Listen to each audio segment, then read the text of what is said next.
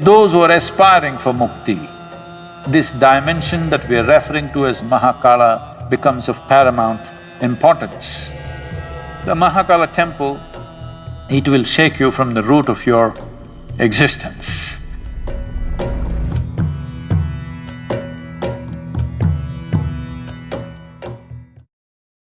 Shiva is a god who should not be named,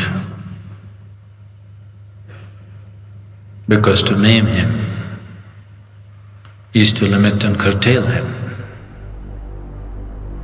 At the same time, the sum of his many names also bring out the indescribable mystery of who he is, or indescribable mysteries of what this creation is, of his various forms. Kala or Mahakala is an important, at the same time a fierce form. As Mahakala, he is the lord of time. As Kala Bhairava, he is the destroyer of time. Kala means time. Time, as you experience it, is only the cyclical movement of physical existence. The earth rotates, it's a day. The moon goes around the earth, that's a month. The earth goes around the sun, that's a year. Everything that you know as time, including your watch, is all about cycles. Everything that's physical is cyclical in nature. From atomic to cosmic, everything that's physical is naturally cyclical in nature. And because of your physical existence, because of your involvement with the physical nature of who you are, you have a sense of time. As you sit here, because you have a body, it is keeping time. If you become free from the cyclical moment of life, then we say you are in Mukti or absolute liberation. So those who are aspiring for Mukti, those who are seeking absolute liberation, for them this dimension that we are referring to as Mahakala becomes of paramount importance.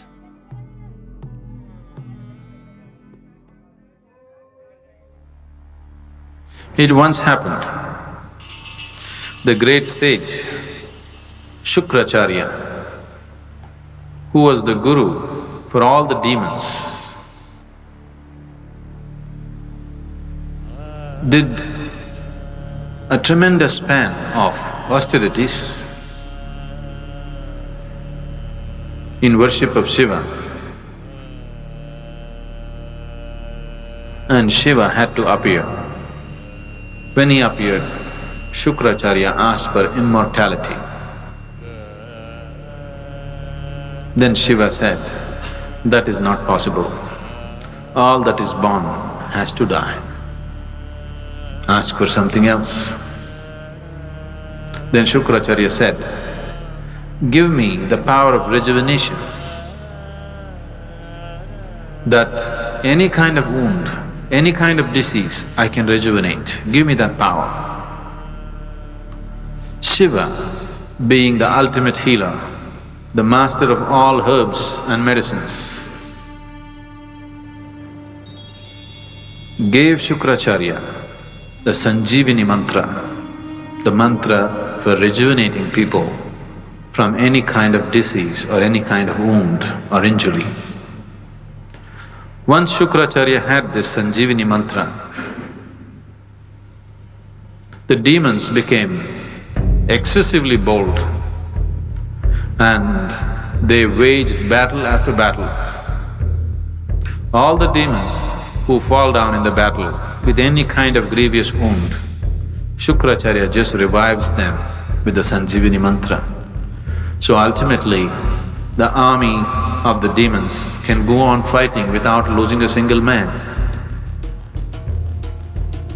The gods got very alarmed and they felt this is a very unfair battle because how much ever you fight, they don't die, but we die.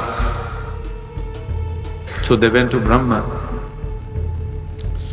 Brahma intervened with Shiva and said, "You have given this Shukracharya this kind of power, you must kill him.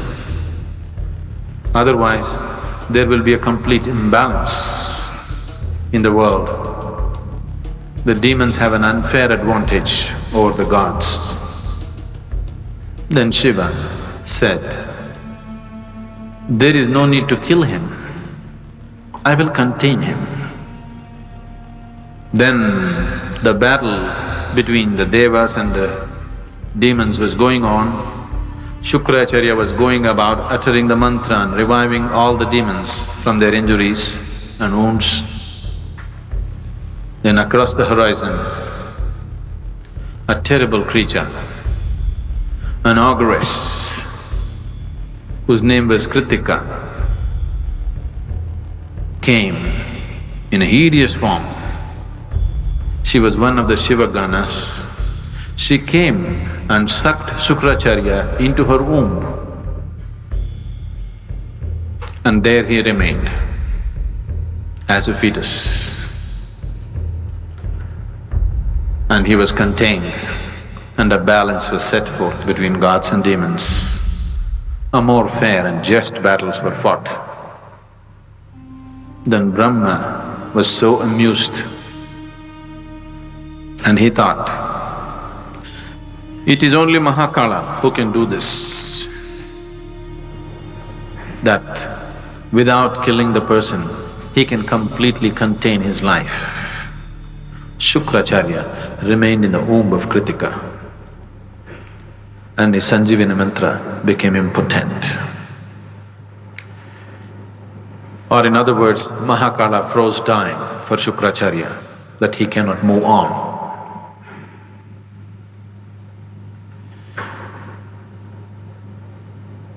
When we talk about transcendence,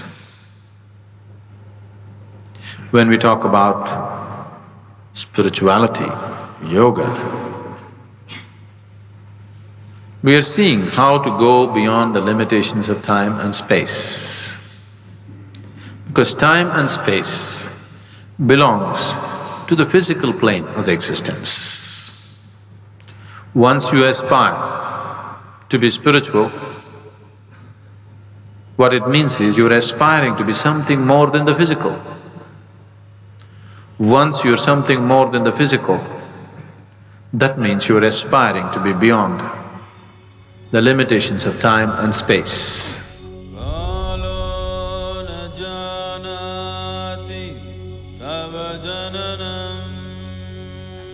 The Mahakaleshwar temple, the linga that is consecrated there, is of phenomenal nature. It will shake you from the root of your existence. It is really an incredible consecration. It is just done for this purpose, that in some way it dissolves you. One must be ready to go into this temple properly because it's of a tremendous power and it is not for the faint-hearted. It shakes you from inside.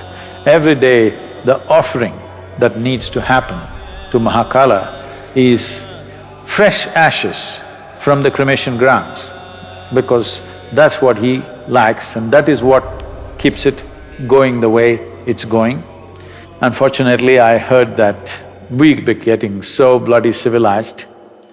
Now it seems because some activists protested, they are not using the ashes from the cremation ground, they're just using cow dung or bullshit. Unfortunately, this is not just a cultural thing, there is a science to it. If we bring ashes from the cremation ground and some other ash, I can show you what is the difference between the two. Experientially, it's a phenomenal difference. And it's very, very important that this process is continued because that is the nature of Mahakala. The very presence of what this Mahakala Rupa is, when you go there, everything is gone, everything is burnt into ashes. That means you become free from the physical. It propels you towards your ultimate liberation. You want to do that gently, we have everything here. You want to do it in a boom way, you really want to be pushed hard and you are not faint-hearted, then Mahakaleshwar temple is a phenomenal process.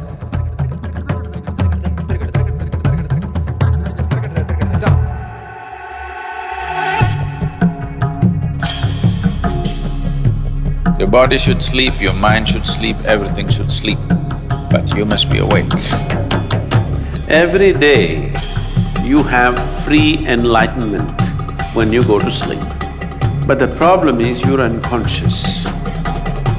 You master your mortality if you just manage to stay awake when you slip into sleep.